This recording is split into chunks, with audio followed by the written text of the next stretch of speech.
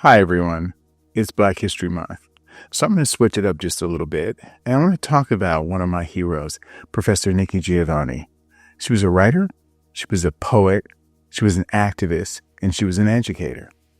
Who is Nikki Giovanni? Well, she was amazing.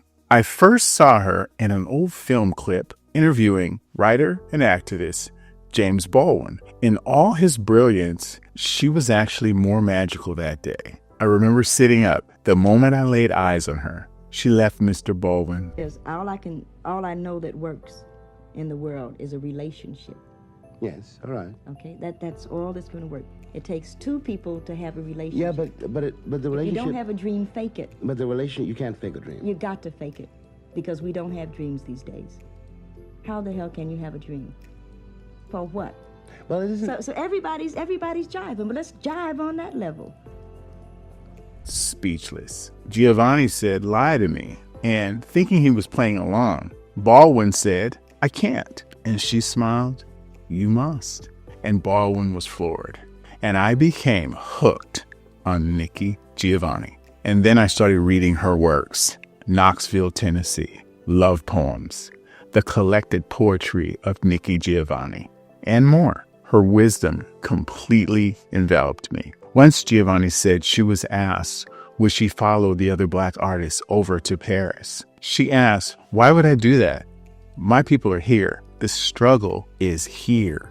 She said, I can't just leave my people and live the life while my people are suffering here. She said she had nothing against those who left, but she said, my place is here. And you know what? I feel the same way. All of my close friends are world travelers. Rick, Ramal, Rudy, Fred, Joe, Vance, and Robert.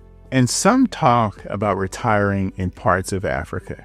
And I always say, I'll come visit you, but I'm not moving. My place is here. My people are here. My struggle is here. And when I heard Professor Nikki Giovanni say that, I felt absolutely amazed and liberated. One of my heroes feels the same way I do about the people, about African Americans in this country.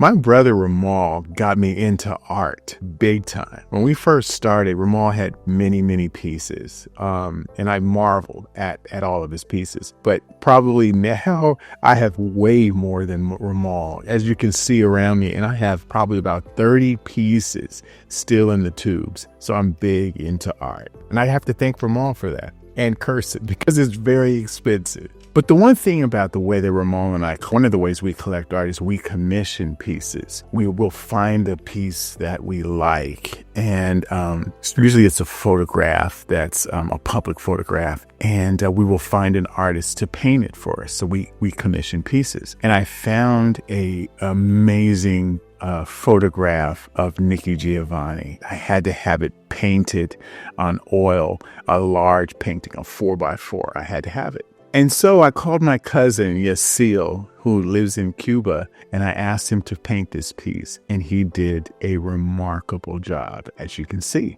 Early in 2024, I had the honor and the blessing to actually come and see Professor Giovanni speak. It was at George Mason University in Virginia. She was in rare form that day. She was speaking her mind even more than normal. And when I looked around the room and saw others who recognized what we were witnessing, it was a beautiful thing. It was similar to a concert where an artist is giving out positive and amazing energy, and the audience is feeling it and giving it back to the artist, and it's going back and forth. That's what it was like. It was an amazing evening. And then after the talk, I waited in line. I got into the line early because I'm not new to this game. And I was a little bit nervous because she was there to sign books that you'd purchase written by her. That was what she was doing. And here I am standing in line with this 4x4 oil painting, massive, of her.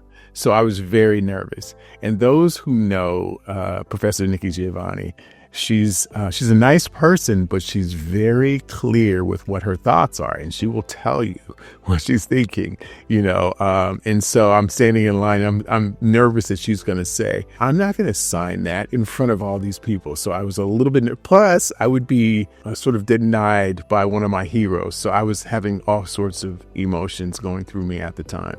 But I have to tell you, I'm a queen in the hole, a queen of spades. And I'll tell you about it in a second. As I nervously handed her the books and unrolled the painting, the people around me gasped. It's bold, it's beautiful, and it commands attention. It's Nikki Giovanni. She looked at the painting for a moment and smiled and said, look how beautiful I was. Then she looked up at me with those big eyes and didn't say anything, but her eyes said, what do you want me to do with this? And I was nervous because she was going to sort of make me sort of go through the motions. And so I just said, hi, Professor, my name is Paul Hosh, and I've been a fan of yours since the 90s. And I flew all the way here from Los Angeles to see if you would sign this painting I had commissioned of you. She looked back at the painting and smiled again, and then looked up at me, still sort of undecided. And I thought to myself,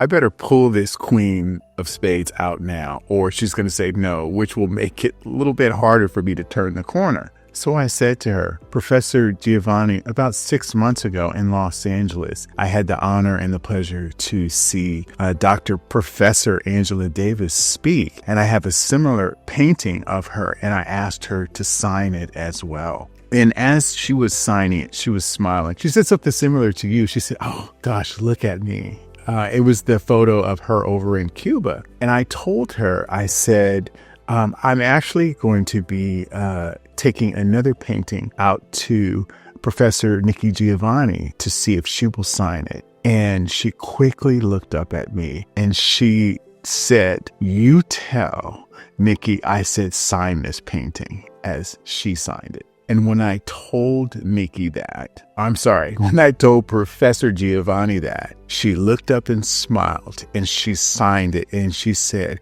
how is Angie doing? And I said to her, she was as dynamic and as powerful as usual. And Professor Giovanni said, I bet she was. And she smiled. It was a magical moment for me. One of my heroes. Before that was Dr. Angela Davis, another one of my heroes, signing my painting. Now, I've made some pretty amazing decisions that have catapulted me towards the stars. And one of them was marrying my wife. Another one was deciding to attend the University of Southern California. Another one was deciding to focus on nonprofits and Black churches and making sure that their community programs were well funded and supported. And another one was flying across the country and putting my painting in front of Professor Nikki Giovanni and asking her to sign it and feeling her energy, getting to see her talk. And it was the last time I think she spoke in public. These moments are to be treasured and to be in the presence, a living queen of our struggle in Black history. I don't know what to say to you.